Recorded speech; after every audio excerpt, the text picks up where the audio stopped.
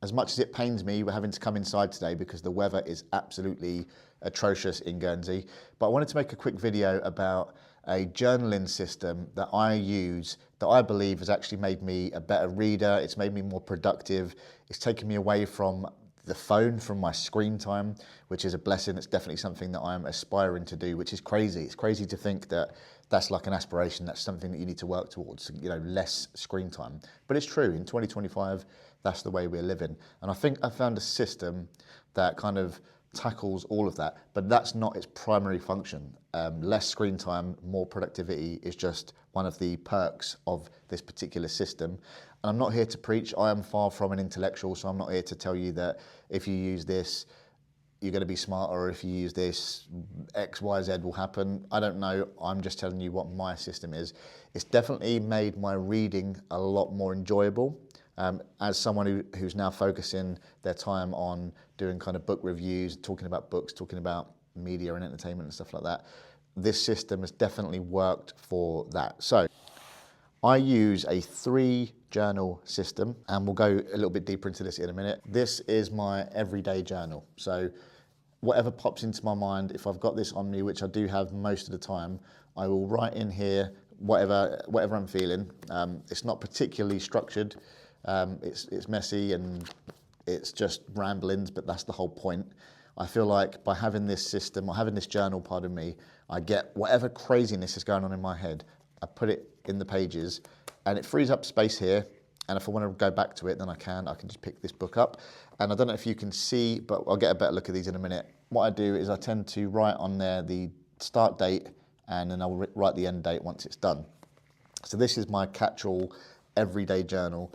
Like I say, this is personal. This is about how I'm feeling, how my mental health is, potentially food and workouts and stuff like that will go in here. Whatever's going on at the time goes into this journal. The second one that I use is what I call my creativity journal. It follows a similar pattern to this one. And I'll show you the system that I use properly in a minute. This is everything that any creative idea that comes into my mind for the YouTube channel, for writing, for other things that I've got going on, I put in this book. And likewise, I will write down the date that I started it, and I'll write down the date that ended it. I've got a little thing here that just says that it's my creativity journal. I mean, I can tell the difference, but it's just a quick reference point. This one, I use it for future planning. So planning future videos or future, you know, if I'm writing a story, screenplays, anything like that. A lot of the stuff I put in here will never see the light of day because that's not the point of it. I'm not trying to be the world's best-selling author. I'm not trying to be a script writer, but it doesn't mean I can't exercise that, and it doesn't mean I can't put things in place to kind of scratch that creative itch, and that's what this is. Some of it will come to light though. Some of it I am trying to develop, and I put it all in here. So if I get a creative idea, I write it in here. And then I will correct it if I think, no, actually that's not accurate anymore, or I've got fallen out with that idea, then I'll keep going and I'll change it. What I do have is a checklist in here. These are not particularly structured, but there is a little bit of a system. And in that checklist, I will just write things like, for example, the next 5 YouTube videos, I'll write down what I want them to be, and then I'll put a little checkbox and I'll check it once it's done. That's about holding myself accountable for it. So that's kind of what this one is. So we've got everyday journal and we've got my creativity journal. When it comes time to actually then shooting that video or discussing that video like I'm doing now, I have this little journal. It's a bit of a multi-stage system. So this one goes with me out in the field, if you like. So a lot of my videos primarily now will be shot outside. A lot of my reviews are outside. I like to go hiking, and I've tried to mesh all of my passions into one, which is what the Wild Pages YouTube channel is going to be. That's why I've got this system, so I don't have to carry everything. You know, I've already jotted down overall what I want my videos to be, or an idea for a video. When I'm out in the field reading or researching, that's when I will use this little book here. And in this book, I will actually go into detail about the content, about the creation, whether it's writing a book, whether it's this YouTube video. I will actually enter in here the full details. It could be a script, it could be some camera angles, it could be whatever it is, but it goes into full detail. And I won't continue onto the next page. Like a new subject will not start until I've finished and shot and edited the current project. So this one, I just keep writing in it. It just keeps going, it keeps going. If I get an idea, I'll write it.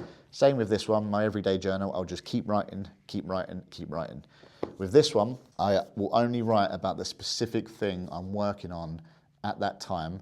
Once that's completed, once that's shot, and then I've edited it, like I say, and it's gone, then I can go to a new thing and I'll move on to whatever the next video is. So, or the next idea, probably taken from this book. Let's have a look. Okay, I'm gonna work on this particular video today. Out in the field, I'll keep making notes and I'll keep writing the script and I'll keep editing. I'm not really script heavy. You can tell if you've watched my stuff. I'm not script heavy. I'm not cinematography heavy. It's quite raw. It's easy. Anyone can do it. But even with that lack of professionalism, if you like, it still takes quite a bit of input and it still takes quite a bit of writing things down and planning. I needed to get up and stretch my legs. So why journaling and why not writing things down digitally? Well, I still do. I take a lot of notes in my phone because I usually got my phone on me, but like I said before, that's a habit I'm trying to break. I want to go a little bit more analog, and I get the irony that I'm shooting on a digital device here and I'm going to upload this to YouTube. I get it, but I myself want to be a bit more tactile and considered, and I like writing things down. It takes it, like I said, from my brain to a page. It frees up space in my brain. Also, the actual extra effort of having to write it down, to me, it helps me retain information more. It helps me, like, it really embeds it into my brain.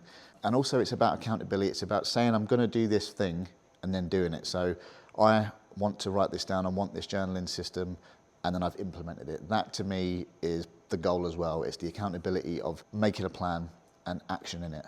So that's one of the reasons why I like to write things down. It takes me away from my screen. Again, that's an added bonus. It's not the primary reason that I'm doing it, but it's just a perk because I've found myself doom scrolling and doom scrolling and doom scrolling. Some of the greatest minds in the world have used journals. Anne Frank, Marie Curie, Marcus Aurelius. I am none of those people, don't profess to be, and I'm not telling you that you should journal. I'm simply saying that it has absolutely changed my life. So how has this made me a better reader? How has journaling made me more competent, more efficient at reading, and how has it made me enjoy books more? Well, the reason is that when I'm reading a book now, I don't like to annotate the book, I don't like to highlight the book. Unless it's a workbook, then I don't mind getting a bit rough and ready. I don't mind my books being a little bit dog-eared and a little bit used, but I do like to preserve my books. So I might use sticky notes and I might put little tabs in the book when I'm reading to leave myself notes. But actually now what I do is I'll read a few pages or I'll read a chapter and I'll immediately go and write down what I've read. And that will help me. Again, it just really embeds the information. Because I'm now focusing my time on reviewing books as well, it also allows me to write down what I want to talk about. And again, that makes me just take a breath and consider what I've read. I've found writing about it really helps. I'll write down what I like, what I dislike, any surprises. I might even write down that this chapter was an effort. It was a bit rough. I couldn't get through this, or maybe I'm not feeling great. Maybe I'm just not enjoying this book, or maybe my day was a bit crap and I just can't focus. But I'll put it all down in this journal. And yeah, I think overall it's made me a lot more productive. Certainly as this YouTube channel continues to develop, it's going to help me tenfold. But it absolutely has made me a more efficient reader. And it's a system that I'm going to keep using. So you guys do what you guys are going to do. I'm not here to preach and tell you that this is the right way to do it, but certainly having a catch-all journal, having a creativity journal, and then having a journal specifically for whatever the book or the film or the piece of work that I'm reviewing or trying to collect information on, researching in the field. That's my system and it works for me, so I'll continue to use it. Just something to quickly add.